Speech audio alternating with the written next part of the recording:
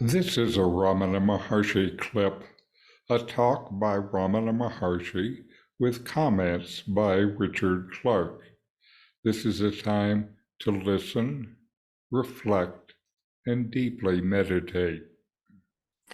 I'm Richard. Welcome. I'm reviewing and commenting on the book Talks with Sri Ramana Maharshi. Today is Talk 191. Mr. Cohen, a resident disciple, was speaking of yoga method. Maharshi remarked, Patanjali's first sutra is applicable to all systems of yoga. The aim is the cessation of mental activities. The methods differ.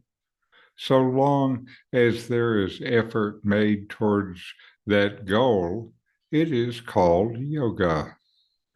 Ramana says that this cessation can be brought about in many ways by examining the mind itself.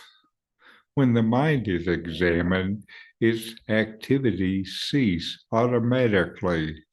This is the method of jnana. The pure mind is the self. By looking for the source of the mind is another method. The source may be said to be God or self or consciousness. Concentrating upon one thought makes all other thoughts disappear. Finally, that thought also disappears. And Hatha Yoga.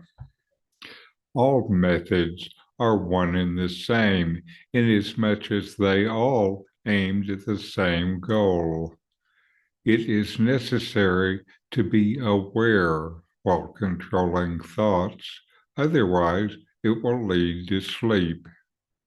That awareness, the chief factor, is indicated by the fact that Patanjali, emphasizing pratahara, dharana, dhyana, samadhi, even after pranayama. Pranayama, breath control, makes the mind steady and suppresses thoughts. Then why develop further? Because awareness, then, is the one necessary factor. Such states can be imitated by taking morphia, chloroform, etc.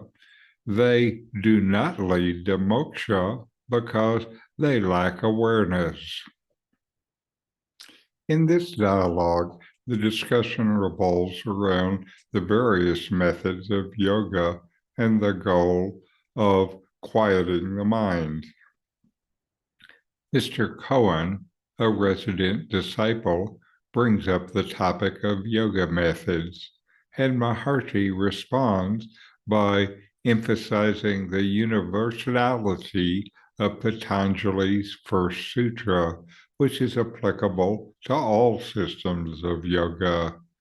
This sutra is about the practice of union, the restraining the thought streams natural to the mind to allow the seeker to dwell in their own nature. Maharshi says that the fundamental aim of yoga is the cessation of mental activities, and different methods exist to achieve this common goal.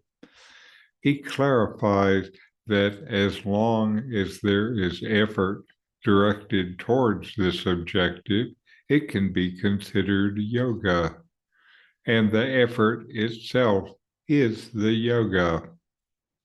There are four distinct methods.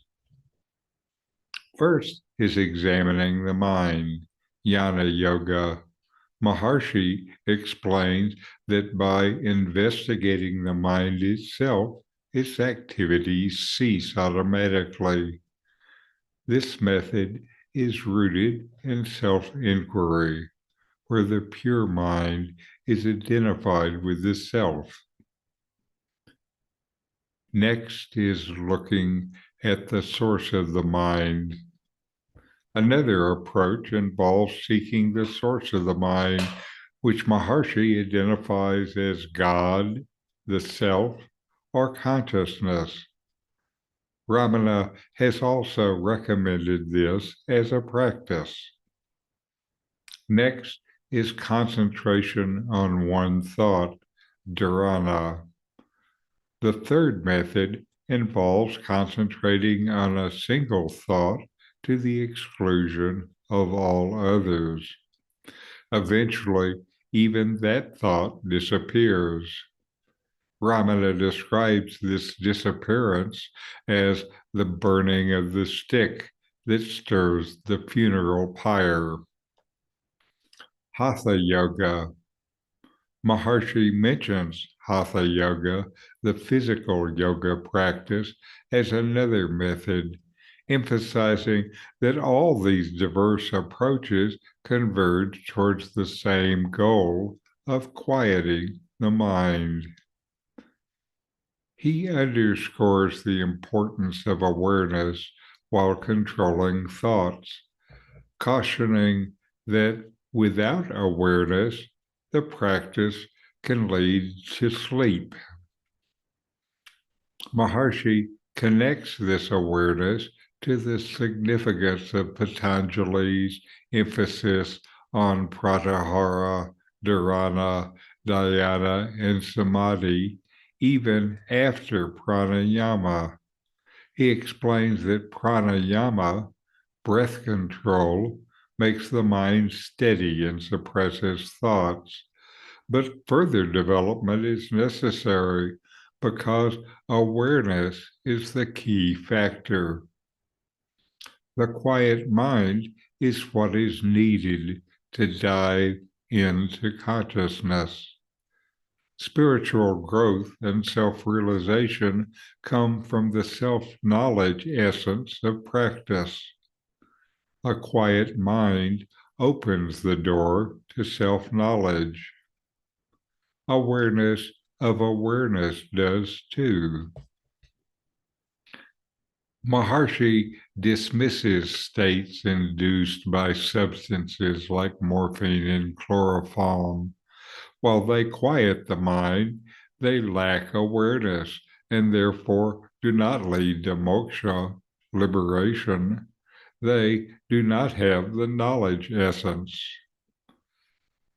The teaching recognizes that all these diverse methods ultimately converge in their aim to bring about the cessation of mental activities.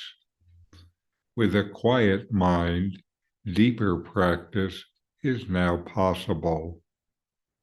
Deeper practice brings self-knowledge.